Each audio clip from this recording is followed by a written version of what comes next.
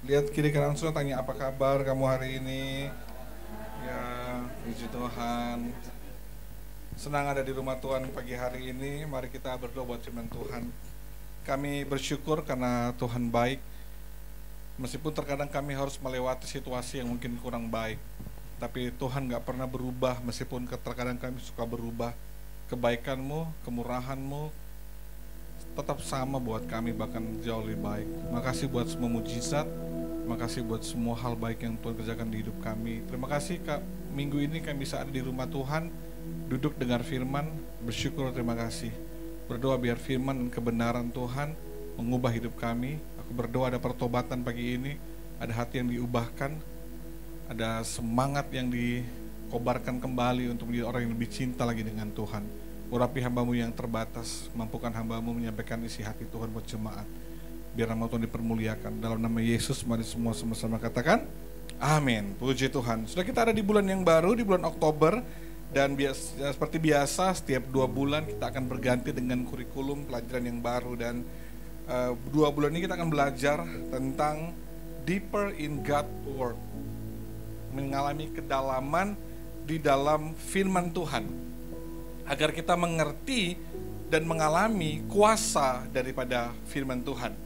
Karena kekhawatiran saya melihat generasi hari ini, jangan sampai generasi anak-anak kita hanya tahu Alkitab ini hanyalah sekedar sebuah buku atau kitabnya orang Kristen. Jangan sampai saudara hanya tahu bahwa Alkitab ini hanya sebuah buku, tulisan manusia, tapi kita nggak pernah mengalami kuasa di dalamnya. Kita nggak mengenal dengan baik apa sih Alkitab ini yang kita punya di rumah kita. Dan saya juga khawatir jangan-jangan nanti lama-lama Alkitab ini hanya jadi kayak jimat, gitu ya. Jadi kayak jimat ditaruh di ruang tamu supaya iblis nggak bisa datang. Menolak bala, Alkitab itu ditaruh di rak-rak rumah kita. Kalau ada orang kerasukan, Alkitab yang dibawa, gitu kan. Tapi kita nggak mengerti ada kuasa apa di dalam Alkitab ini, saudara. Dan saya juga rindu agar kita lebih menghargai dan menghormati firman, karena saya khawatir sekali bahwa jemaat lebih senang dengar khotbah daripada senang baca Alkitab. Nggak ada yang salah dengan mendengarkan khotbah, tapi kalau sampai gairah kita mendengar khotbah lebih besar daripada kita membaca Alkitab, respon kita lebih luar biasa untuk sebuah khotbah dibandingkan respon kita membaca Alkitab. Ada yang perlu diperbaiki dalam sistem kerohanian kita. Bukan berarti saudara nggak boleh dengar khotbah, sangat baik dengar khotbah. Tapi Alkitab, firman Tuhan ini, otoritasnya lebih tinggi daripada khotbah siapapun itu hari ini. Pendeta yang terkenal siapapun dia hari ini, perkataannya dalam konten khotbahnya tidak lebih tinggi daripada otoritas Alkitab. Katakan amin, saudara. Kita perlu meluruskan hal tersebut. Sebab itu selama 2 bulan ini kita akan belajar tentang Alkitab, firman Tuhan. Karena saya rindu bahwa kita jemaat punya pengertian. Karena pengertian akan membuat kita berubah. Pengertian akan membuat kita mengalami sebuah kuasa yang luar biasa. Agar sudah tidak memahami Alkitab gak sekedar sebuah buku, pajangan sebuah kitab saja, tidak ada bedanya dengan buku-buku yang lain. Saudara harus mengalami kuasa daripada firman Tuhan. Saya berdoa 2 bulan ini, setiap pembicara akan menolong kita semua dengan hikmat daripada Roh Kudus, untuk kita memahami kebenaran ini, firman Tuhan ini, suara Tuhan ini. Sebab itu Alkitab harusnya kita cintai, kita baca, kita renungkan, dan kita lakukan. Katakan amin, saudara. Alkitab harus kita cintai dulu, kita baca, baru kita renungkan, dan pada akhirnya dapat kita lakukan. Karena kita gak bisa membaca sesuatu yang gak kita cintai. Awalnya mungkin semangat, tapi berikutnya kita kehilangan semangat. Kenapa? Karena kita melakukan sesuatu yang gak kita cintai. Sebab itu Alkitab ini harus kita cintai dulu. Waktu saudara mencintai Alkitab, saudara akan suka membacanya, sedang merenungkannya, dan pasti setia melakukannya.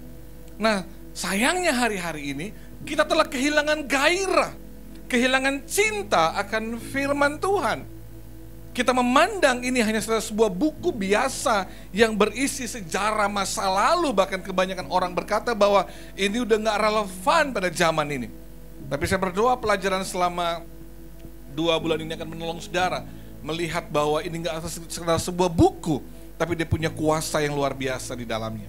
Tadi pagi saya bertanya kepada jemaat, apa pilihan saudara dari 2 subjek ini? Yang pertama, Alkitab ini berisi firman Tuhan versus Alkitab adalah firman Tuhan. Yang setuju Alkitab adalah firman Tuhan, angkat tangan. Yang setuju Alkitab, nggak usah lihat pastor, nggak usah lihat pastor, pastor nggak usah angkat tangan, karena silat ada yang lihat-lihat ke depan. Pak Henok angkat tangan tuh enggak? Kalau Pak Henok angkat tangan itu betul itu. Alkitab adalah firman atau Alkitab berisi firman Tuhan. Tipis sekali. Tipis sekali. Tapi kalau saudara salah mengerti, maka salah hidup saudara. Waktu saudara salah mengerti, memahami Alkitab ini, kalau saudara berkata, oh ini hanya berisi firman Tuhan, berarti dia bisa berisi dengan yang lain. Tapi kita meyakini bahwa Alkitab ini adalah benar-benar firman Tuhan. Katakan amin. Bukan sekedar berisi firman Tuhan, tapi ini adalah firman Tuhan. Maka otoritasnya itu sangat tinggi. Berarti ini bukan buku biasa. Ini gak sekedar kitab biasa. Ini gak bisa kita samakan dengan kitab yang lain. Dia punya otoritas, dia punya kuasa, karena dia ini adalah Allah sendiri. Ini suaranya, ini isi hatinya, ini kehendaknya, dan ini adalah firman Tuhan. Kita nggak boleh meletakkan ini dalam otoritas yang ada di bawah. Kita menjadikan firman khotbah seorang pendeta lebih tinggi daripada Alkitab. Nggak boleh. Nggak boleh. Ini lebih tinggi daripada khotbah siapapun, karena ini suara Tuhan. Katakan amin, saudaraku. Alkitab punya kuasa yang penting. Nah, saya akan share kepada saudara dulu, apa sih fakta-fakta penting tentang Alkitab. Yang pertama, Alkitab ini disusun dalam kurun waktu 1500 tahun oleh hampir 40 generasi, 40 penulis yang berbeda zaman, bahkan gak saling kenal. Tapi satu suara, karena Roh Kudus yang mengilhaminya. Sangat luar biasa, bukan? Alkitab yang kita pegang hari ini dalam 3 bahasa, Aram, Yunani, Ibrani. Saya di sekolah Alkitab nggak pernah belajar bahasa Aram, kami belajar Yunani dan Ibrani. Bahasa Aram itu kalau saudara nonton Passion of Christ, waktu Yesus berbicara itu pakai bahasa Aram. Dia menggunakan bahasa Aram. Alkitab merupakan buku pertama yang dicetak waktu mesin cetak pertama diciptakan oleh Johann Gutenberg. Maka Alkitab adalah buku pertama yang dicetak pada masa itu. Alkitab adalah buku terlaris sepanjang masa. Bukan hanya jutaan, miliaran bahkan sudah. Alkitab juga merupakan buku yang paling banyak dicuri dan dihancurkan, dibakar, dibinasakan. Ada lebih dari 80.000 versi Alkitab. Bukan berarti Alkitab ini tidak asli. Terjemahan aslinya dalam bahasa Aram, Ibrani, Yunani itu asli, saudara. Tapi diterjemahkan ke dalam berbagai macam bahasa, ribuan versi Alkitab. Agar apa? Agar mudah dipahami, agar mudah dimengerti. Kan kebayang kalau Alkitabnya hanya dalam bahasa asli Latin, misalnya dulu di zaman dulu dibuat dalam bahasa Latin atau bahasa Ibrani, Yunani, kemungkinan besar hanya orang yang sekolah teologi bisa baca. Saudara nggak bisa mengerti. Maka sebab itu Alkitab diterjemahkan dalam banyak bahasa. Betapa luar biasanya Alkitab ini. Terus dibungkam, terus dihancurkan, dibinasakan, tapi sampai hari ini ada. Sebab itu otoritas ini perlu kita pelajari selama 2 bulan ini. Saya berdoa saya akan mempunyai pengertian yang luar biasa. Nah, tema khotbah saya hari ini adalah sola scriptura. Sola scriptura. Ini adalah bagian daripada 5 pilar reformasi, gereja Protestan, kita termasuk di dalamnya, yang digagas oleh Martin Luther. Ada 5, saudara. Sola Fide, Sola Gratia, Sola Scriptura, Solus Christus, Soli Deo Gloria. Hanya karena iman, hanya karena kasih karunia, hanya kitab suci, hanya Kristus, hanya untuk kemuliaan Tuhan. Itu adalah pilar Protestan yang digagas oleh Martin Luther waktu dia membuat sebuah pemberontakan agar Alkitab ini, saudara, bisa dibaca oleh jemaat juga. Karena sebelumnya Alkitab gak bisa dibaca. Nggak boleh jemaat punya Alkitab. Wah, itu hukumannya berat, saudara. Nah, itulah yang ditentang oleh Martin Luther pada waktu itu. Sehingga muncullah yang namanya Alkitab bisa dibaca oleh semua orang. Dulu, saudara harus beli surat pengampunan dosa supaya dosamu diampuni. Makanya dia munculkan hanya karena kasih karunia, bukan karena perbuatan manusia. Nah, kita akan belajar tentang ini, saudara. Apa itu sola scriptura? Hanya oleh kitab suci. Ini adalah sebuah doktrin yang menyatakan bahwa Alkitab merupakan satu-satunya sumber otoritas yang mustahil keliru dalam urusan iman dan amalan Kristen. Itu sumber dari Wikipedia. Jadi Alkitab adalah satu-satunya sumber otoritas yang tidak salah. Sebab itu Alkitab enggak perlu ditambahkan dengan tulisan manusia lainnya atau perkataan tokoh siapapun selain daripada yang sudah dikanonisasikan. Kalau saya ke toko buku Kristen biasanya ada Alkitab yang lebih tebal. Ada beberapa kitab tambahan di tengah-tengahnya. Nah, kita nggak pakai itu, saudara. Karena itu tambahan. Itu di luar daripada kanonisasi bapak-bapak gereja pada mula-mula. Nah, kita mengakui Alkitab yang ini.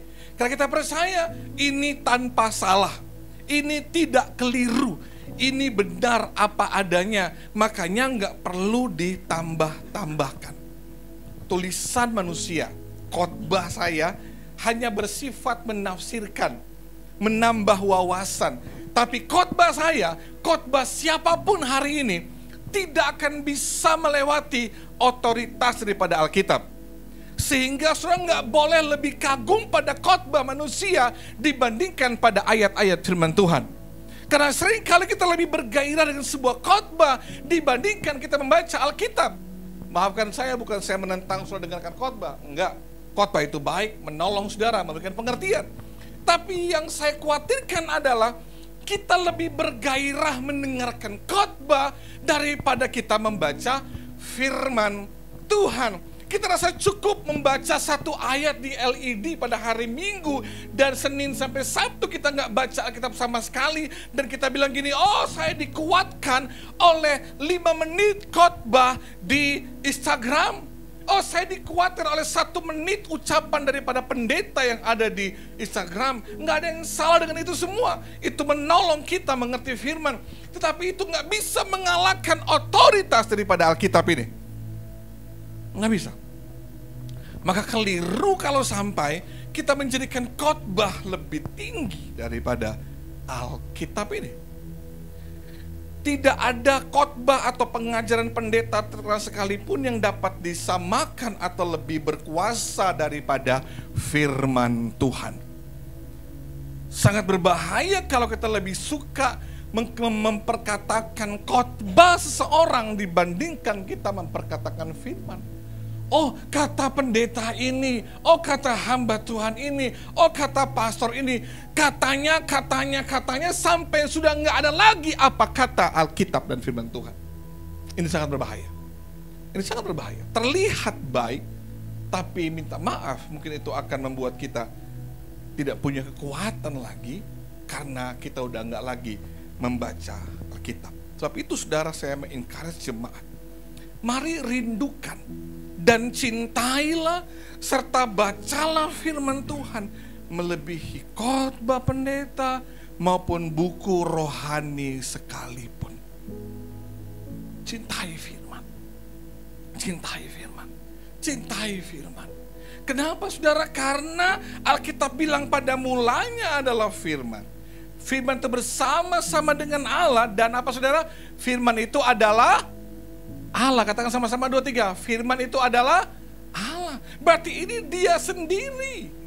Makanya tadi saya bilang, otoritasnya nggak bisa disamakan dengan buku rohani pendeta sekalipun. Nggak bisa disamakan dengan khotbah pendeta yang punya ribuan jemaat sekalipun. Karena ini adalah Allah sendiri. Nah, kenapa kita lebih bergairah mendengarkan perkataan manusia yang mengulas 1-2 ayat 1 pasal lebih daripada kita menikmati tulisan suara Tuhan sendiri? Sekali lagi, saya tidak anti khotbah. Sudah boleh mendengarkan semua khotbah. Tapi yang saya ingin ingatkan, tekankan kepada kita semua, ini isi hati Tuhan, ini kehendak Tuhan, ini hatinya Tuhan, ini suaranya Tuhan, dan ini adalah Tuhan sendiri. Kenapa kita nggak meletakkan penghormatan yang tinggi kepada kebenaran ini?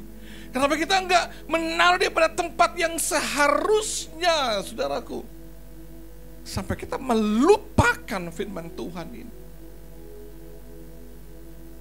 Mari saya berdoa jangan sampai kita hanya membaca bagian ayat ini hanya pada hari Minggu waktu itu muncul di LED ini, dan saudara membuka di handphone saudara ada ayat Alkitab. Itu berbahaya buat kehidupan rohani kita. Kitab suci ini pasti, ini berasal dari Tuhan, tidak dapat berdusta, dan ini benar adanya. Yang percaya katakan amin.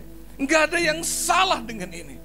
Oh, ada di Facebook kan Pak Pendeta yang dia bilang di ayat ini bilang begini. Kenapa di ayat ini bilang begini? Matius bilang begini. Kenapa Markus nggak ada? Dan dibuat cocokologi, gitu ya. Dan yang bodohnya ada orang Kristen yang tiba-tiba langsung berubah imannya hanya karena pengetahuan yang standar dari orang ini. Diputar-putar aja semuanya. Yang berpuasa siapa? Nah, sekarang umat yang berpuasa siapa? Cuma diputar-putar gitu kan. Dia nggak belajar sejarahnya. Dia nggak belajar kapan munculnya. Makanya ada banyak orang Kristen imannya mudah goyah. Kenapa? Karena imannya hanya terbangun dari khotbah hari Minggu, tapi dia nggak baca lagi Alkitab. Makanya begitu mudah dibodohi, begitu mudah imannya rapuh dan digoyahkan. Kenapa? Karena kita hanya terbangun dari khotbah hari Minggu. Kita nggak lagi baca Alkitab. Kita nggak lagi baca firman Tuhan ini. Sekali lagi saya nggak menentang khotbah, tapi nggak cukup kalau saya hanya mendengarkan khotbah. Kitab suci ini tidak dapat salah, tidak dapat gagal, bahkan Yesus bilang dia tidak dapat dibatalkan. Yohanes 10 ayat 35 sama-sama kita baca 2-3. Sedang kitab suci tidak dapat dibatalkan. Kuasanya luar biasa. Makanya Matius 5 ayat 18 bilang begini.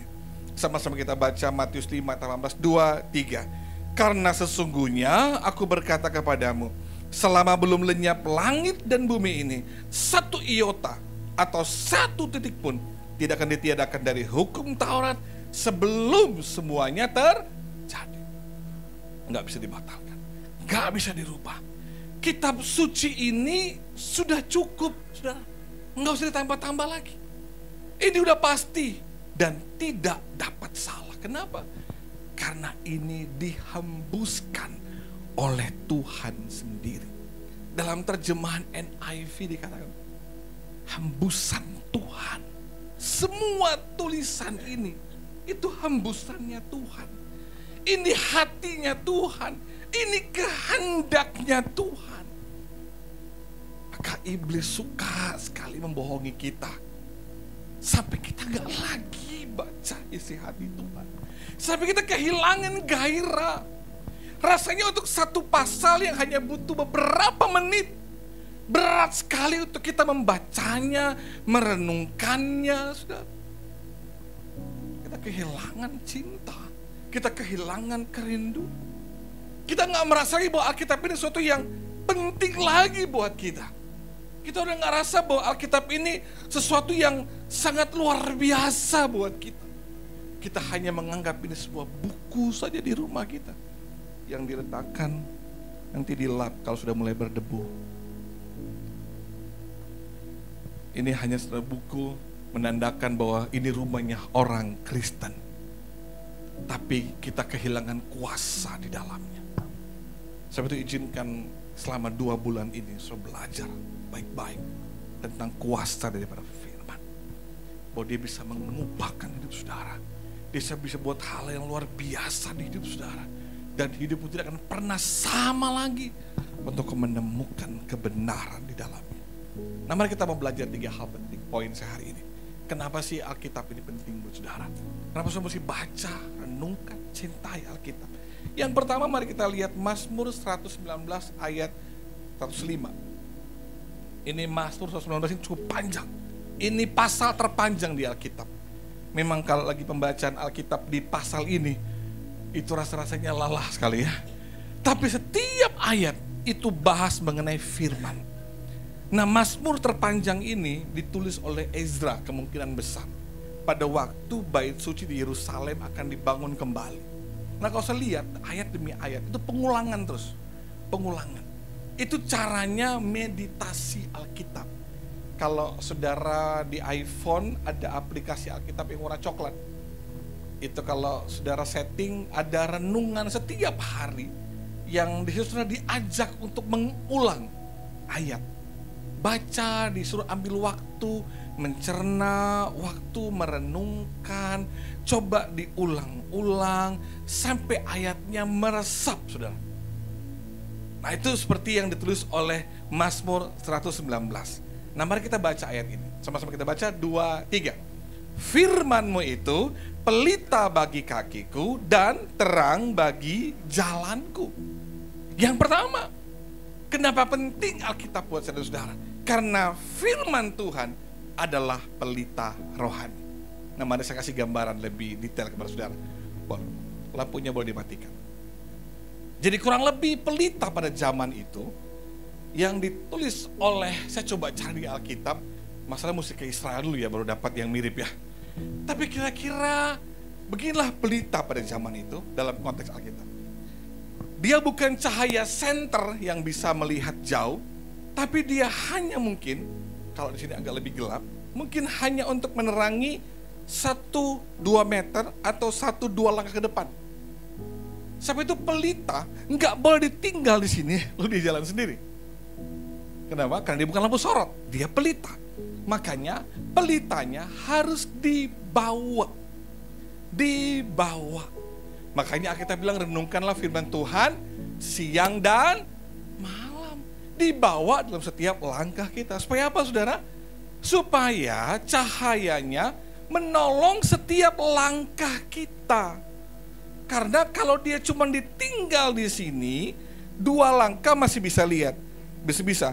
Langkah ketiga udah gelap, maka cahayanya dari pelita ini menolong kita tahu gini.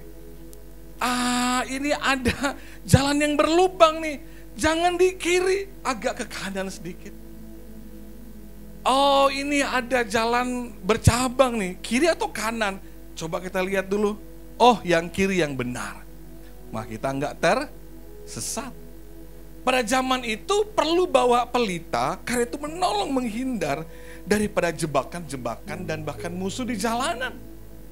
Menolong kita tidak tersandung batu yang besar di depan. Maka diperlukan pelita. Maka Alkitab bilang ini, firman-Mu pelita bagi kakiku dan terang bagi jalanku. Supaya kita tahu kemana kita melangkah. Kiri atau kanan, supaya enggak tersandung, supaya enggak jatuh, supaya bisa dilihat, oh ada musuh di sana, oh berbahaya, ada banjir di depan. Tanpa pelita, maka kebanyakan orang akan tersesat. Tanpa cahaya, kita akan mudah tersandung dan jatuh. Kita akan tidak bisa melihat bahwa ada batu besar menghadang di depan. Kita nggak tahu bahwa musuh sedang merancangkan yang jahat di situ. Kenapa? Karena pelitanya nggak ada. Maka Alkitab bilang firman-Mu pelita bagi kakiku. Kenapa kita seringkali tersesat? Kita bingung. Kenapa harus gagal di area yang sama terus? Di lubang yang sama terus, tersandung di area yang sama terus. Kenapa? Yang salah bukan karena Tuhan gak tolong kita. Kita berjalan tanpa pelita. Kita tersesat. Kita gak tahu mana yang benar arahnya. Kita seringkali keliru. Kenapa? Karena kita berjalan tanpa pelita. Oh, kita hanya menemukan pelita pada hari Minggu. Saya baca Alkitab di LED yang muncul. Pengkhotbah sedang berkhotbah dari satu pasal. Wah, saya membaca pelita, yaitu firman Tuhan pada hari Minggu. Hari Senin tanpa pelita, Selasa tanpa pelita, Rabu tanpa pelita, terus tanpa pelita. Tersandung, jatuh berkali-kali, bingung, tersesat berkali-kali. Temu hari Minggu lagi, saya dapatkan pelita lagi. Bukankah hidup kita terputar-putar seperti itu, saudara? Bukankah polanya seperti itu terus kita alami? Dan tanpa kita sadar, kita suka menuduh. Kenapa Tuhan gak tolong saya sih? Yang salah bukan Tuhannya. Kita tidak punya pelita lagi. Pelitanya hanya nyala hari Minggu. Mari kita bertobat bersama-sama, katakan amin. Terima kasih I.O. Thank you. Tepuk tangan yang luar biasa saudara buat I.O. yang menyediakan semua properti dengan sangat baik. Lalu saya berdoa agar kita punya pelita tiap hari. Dunia ini gelap. Kita butuh pelita. Dunia yang kita jalani, kita tidak kenal ini orang-orang ini. Kita nggak tahu isi hati dia. Kita nggak tahu niatnya dia. Tapi saya percaya, waktu kita baca firman, kita renungkan firman, firman menerangi hati kita, firman menolong kita mengambil keputusan yang benar. Firman Tuhan menerangi kita untuk kita bisa mengenal Tuhan dengan baik. Firman Tuhan menerangi juga hati kita, karena firman Tuhan akan menolong kita tahu bahwa yang saya katakan tadi salah, yang saya buat kemarin itu keliru, yang saya perbuat kemarin itu melanggar firman. Dari mana kita tahu benar atau salah? Dari firman. Makanya kita perlu merenungkannya siang dan malam. Supaya apa, saudara? Supaya hidup kita seperti pohon yang ditanam di tepi aliran air, yang berbuah pada musimnya dan tidak pernah layu daunnya, karena kita merenungkan firman Tuhan. 2 Timotius 3 ayat 16, kita baca sama-sama ini. 2, 3. Segala tulisan yang diilhamkan Allah memang bermanfaat untuk apa? Mengajar, untuk menyatakan kesalahan, untuk memperbaiki kelakuan, dan untuk mendidik orang dalam kebenaran. Kenapa kita baca Alkitab 1 tahun ini? Supaya Alkitab ini mengajar kita, menyatakan kesalahan kita, memperbaiki orang kelakuan, Alkitab bilang, dan mendidik di dalam kebenaran. Alkitab ini sumber segala hikmat, mau teknik, mau segala macam, ini dari Alkitab sumbernya. Saya coba mengambil beberapa sampel dari seorang Letnan Matthew Fontaine Maury tahun 1860. Itu ilmuwan pertama yang menemukan adanya jalan di dalam lautan. Dari mana dia menemukannya? Dari Alkitab. Waktu dia baca Alkitab, dia menemukan kebenaran dalam Alkitab yang dijadikan dasar penelitiannya, dan membuat dia dibuat sebuah tugu di Virginia karena hasil penelitiannya. Dari mana? Alkitab. Dr. William Harvey, ahli bedah dari Inggris, tahun 1682, dia udah menemukan sebuah kebenaran bahwa sirkulasi darah dari jantung ke arteri dan kembali ke jantung. Dia membuktikan bahwa sirkulasi darah mempengaruhi kesehatan. Dari mana dia menemukannya? Dia baca Imamat 17 ayat 11. Dia baca Amsal 14 ayat 30. Dari mana? Alkitab sumbernya. Mahatma Gandhi, pemimpin India yang terkenal, punya 2 ajaran penting, yaitu Satyagraha dan Ahimsa. Ini pengajaran yang sangat kuat bagi orang-orang di India dan berpengaruh pada segala sampai zaman ini. Saudara tahu dari mana? Dia mengakuinya bahwa kedua ajaran ini hasil daripada dia membaca khotbah di bukit. Hikmat dari khotbah di bukit itu membuat dia bisa membuat banyak pengajaran hikmat. Dia bisa membuat banyak nasihat-nasihat tentang berbuat baik, menolong hidup orang lain. Sumbernya dari mana? Firman Tuhan. Sebab itu saudaraku, firman berkuasa dengan luar biasa. Itu kita perlu merenungkannya. Kita perlu membacanya. Kita perlu mencintai firman. Kita kehilangan gairah dengan firman. Kita udah enggak, waktu baca ayat, jujur kita udah enggak, kayak orang tuh menemukan sesuatu yang orang tuh yang lagi haus, terus tiba-tiba dapat air minum.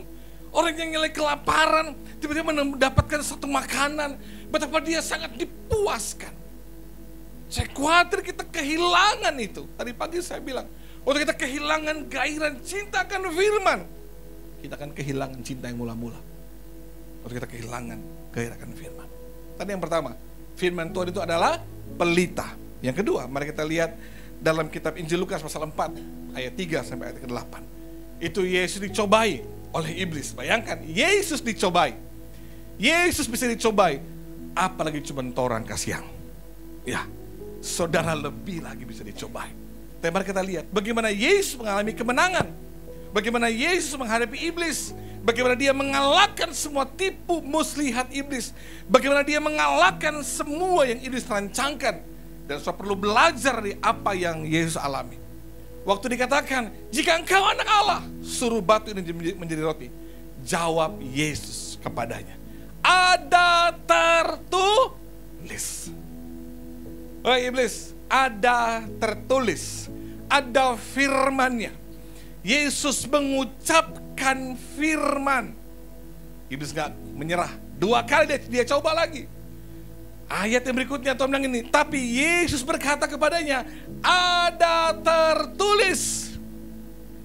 Yesus tidak melawan dengan fisik. Makanya kita bilang, sebab peperangan kita bukan melawan darah dan daging. Penghulu, pemerintah, penguasa di udara, itu lawan saudara. Iblis yang tidak kelihatan secara fisik, tapi dia ada. Dan tiap hari dia berusaha menjebak saudara, menggagalkan saudara, menjatuhkan saudara. Karena memang dia pencuri, dia pembunuh, dia pembinasa. Itu pekerjaannya. Iblis gak pernah memberkati saudara. Dia tidak pernah ingin hidupmu jauh lebih baik lagi. Dia pencuri, pembunuh, pembinasa.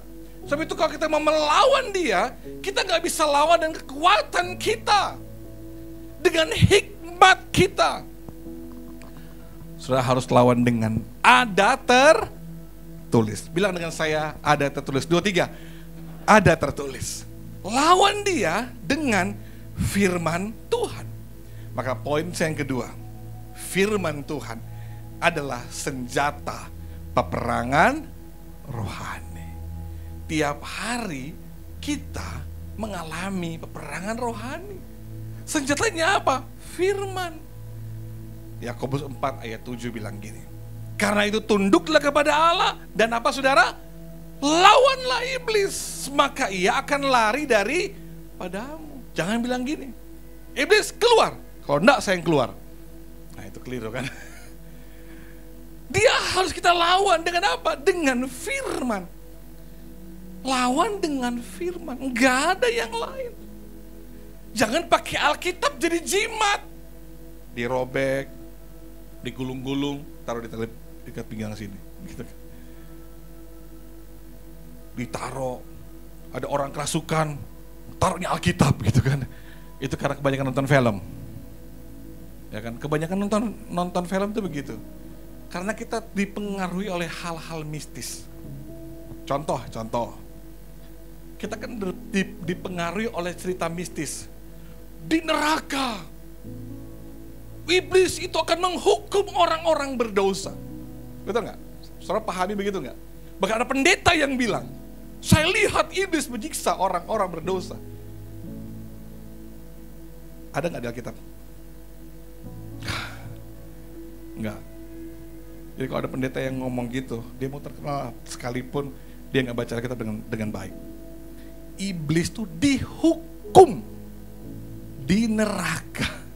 Itu tempat hukumannya dia. Tapi kita dipengaruhi oleh mitos, oleh cerita komik-komik. Benar gak? Kita bawa dalam iman kita. Kenapa? Karena nggak baca Alkitab. Makanya banyak kebohongan yang iblis pakai. Lawan iblis dengan apa? Taruh Alkitab di dadanya supaya iblisnya keluar gitu kan. Pergi kau, dalam Yesus, keluar mau pakai Alkitab gitu. Ini bukan jimat, bos. Alkitab gak pernah ajar itu. Ini harus dibaca, direnungkan, dan dilakukan. Karena ini yang bisa mengalahkan tipu muslihat iblis. Tahu gak saudara? Kebohongan iblis. Kebohongannya begini. Kamu tuh gagal. Kamu tuh gak dapat melakukan apapun dengan benar.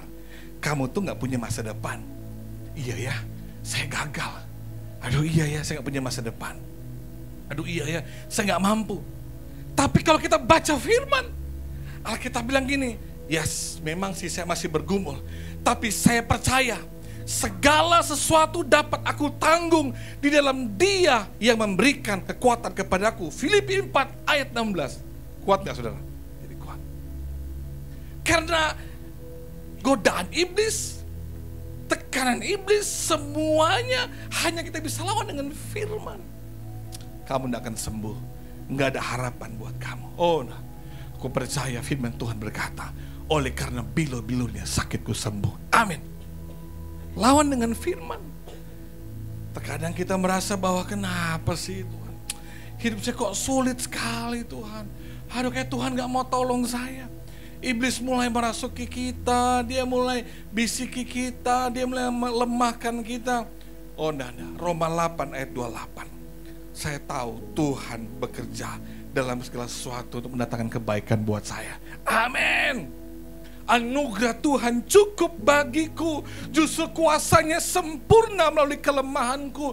2 Korintus 12 ayat 9. Waktu kelemahan mulai menyerang saudara, iblis mulai menyerang saudara, mari kita lawan dengan firman Tuhan. Katakan amin saudaraku. Tapi masalahnya mulut kita hanya mengeluarkan sesuatu yang pernah tersimpan, yang masuk stimulus lewat mata kita membaca atau telinga kita mendengar. Kecuali saudara buta dan tuli. Tapi di sini semua bisa mendengar dan bisa membaca. Katakan amin saudara. Ya, kalau enggak saya akan khotbah sambil begini sama saudara. Terus bisa baca, bisa dengar. Aduh Pak, mata saya berat kalau baca. Nggak usah alasan. Alkitab di handphone saudara bisa ada audionya. Aduh Pak, kalau dengar di handphone nggak enak. Di TV buka YouTube, ketik aja 1 Korintus 1 audio, keluar saudara, dibacain sama orang, tulisannya muncul, apalagi yang kurang. Cuma karena kita malas saja saudara. Nggak ada alasan sebenarnya kecuali kita bilang saya malas. Udah itu aja. Nggak usah pakai pembenaran yang lain. Maaf, sebagai gembala saya harus bicara sama saudara. Karena saya mengasihi jemaat. Saya mengasihi saudara. Saya ingin kita mengalami kemenangan demi kemenangan. Katakan amin. Saya mesti mengalami kemenangan. Karena kebohongan iblis terus ada buat kita. Kita hanya bisa lawan dengan firman Tuhan. Nggak ada yang lain, nggak ada. Filsafat manusia nggak bisa mengalahkan iblis, nggak bisa. Quotes pendeta nggak bisa. Kata-kata bijak daripada pendeta itu nggak bisa. Hanya firman Tuhan yang bisa. Katakan amin saudara. Hanya firman Tuhan yang bisa mengalahkannya. Tapi itu firman Tuhan itu adalah pedang. Itu adalah pedang untuk kita mengalami kemenangan. Poin terakhir, Matius 4 ayat 4. Sama-sama kita baca 2-3. Tapi Yesus menjawab, ada tertulis, manusia hidup bukan dari roti saja, tapi dari setiap firman yang keluar dari mulut Allah. Dikatakan manusia bukan dari roti saja, manusia jasmani dari makanan jasmani. Tapi manusia rohani itu makan, sehat, bertumbuh rohaninya dari makanan rohani. Maka poin yang ketiga, firman Tuhan adalah makanan rohani. Katakan makanan rohani. 2, 3, makanan rohani. Manusia roh kita yang akan melawan peperangan rohani. Sebab peperangan kita bukan melawan darah dan daging, tapi melawan penguasa, pemerintah, penghulu di udara. Bukan fisik, tapi manusia rohani kita. Kenapa kita kalah, kita gagal? Karena kita bisa makan 3 kali sehari, sarapan, makan siang, makan malam, belum snack, ya kan? Belum DP camu-camu, belum DP kopi, DP teh, DP cookies dan semuanya. Tapi sayang sekali manusia rohani kita nggak cukup asupan makanannya, sehingga kita nggak punya kekuatan untuk melawan daripada kuasa-kuasa kegelapan. Kenapa? Karena kita lemah. Kita lemah. Karakter kita nggak bertumbuh. Kenapa? Karena firman-Nya tidak jadi makanan rohani buat kita. Maka mari kita mau menikmati firman Tuhan sebagai makanan rohani buat kita. Katakan amin, saudaraku. Kita akan bertumbuh dewasa. Anak-anak kita melihat dia bertumbuh dewasa. Kenapa? Karena kita menyediakan makanan yang sehat, makanan yang bergizi. Tapi pertanyaan saya kepada saudara, apakah ada makanan rohani yang bergizi kita berikan kepada generasi? Kita hanya pengen dia sehat tubuhnya.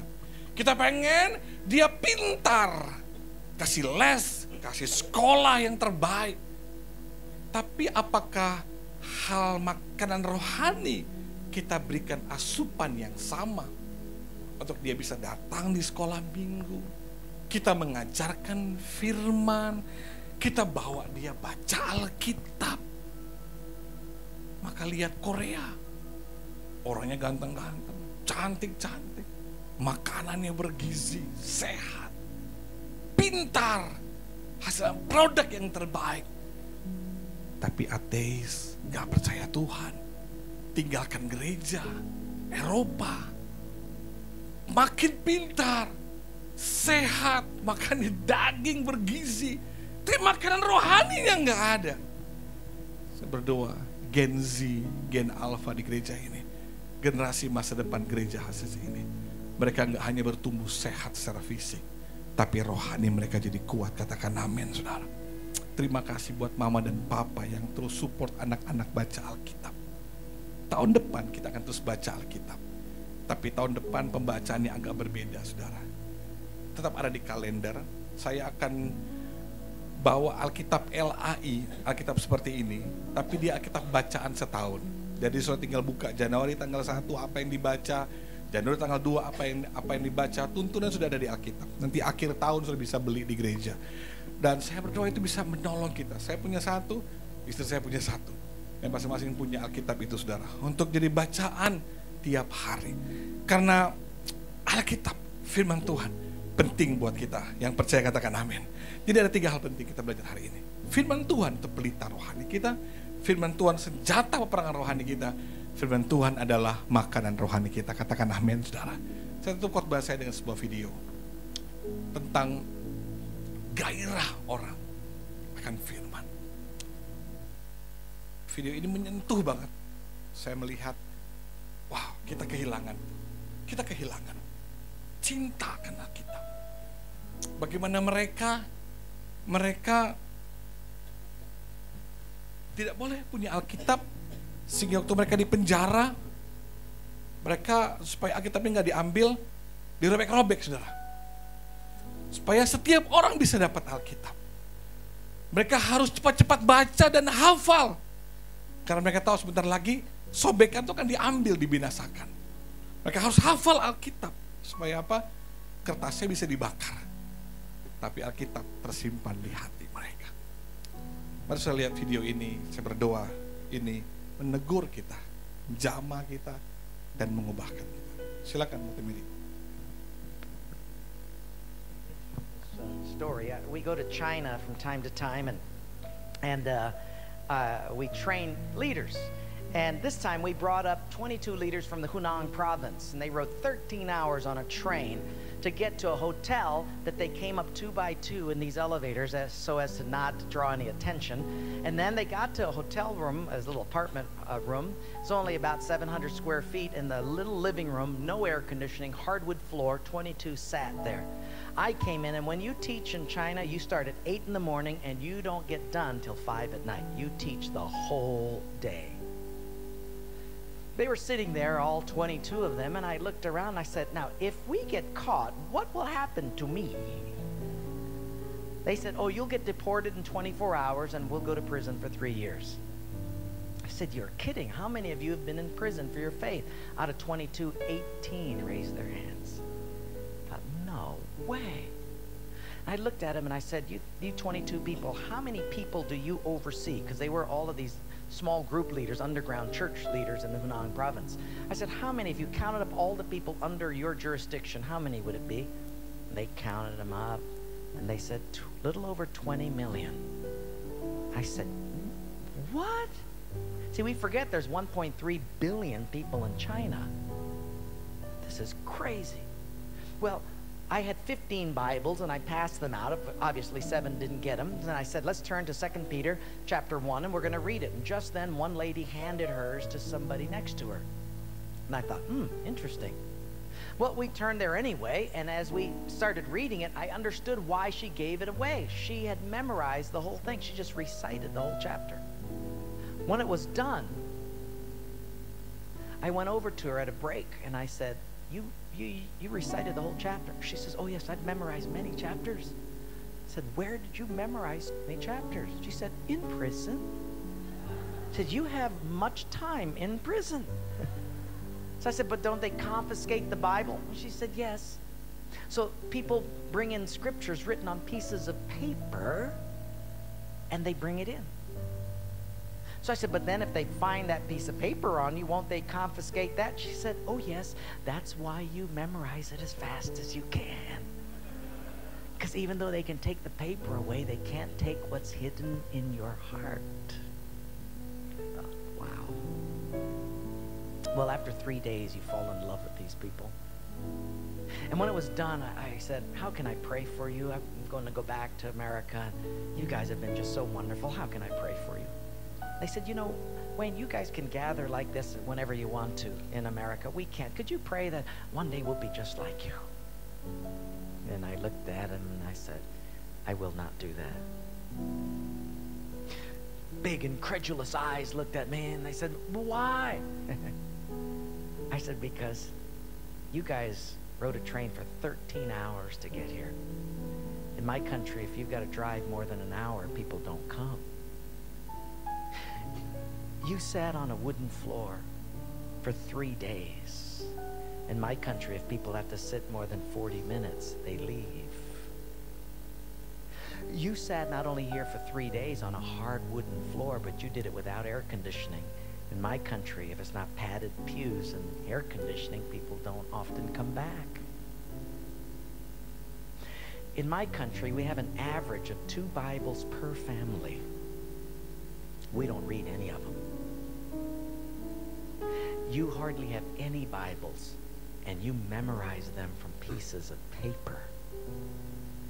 I will not pray that we become like, you become like us, but I will pray that we become just like you.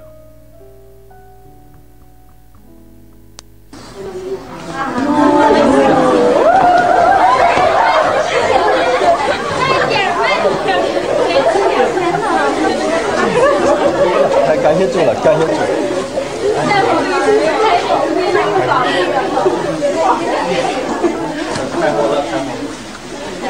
神呐！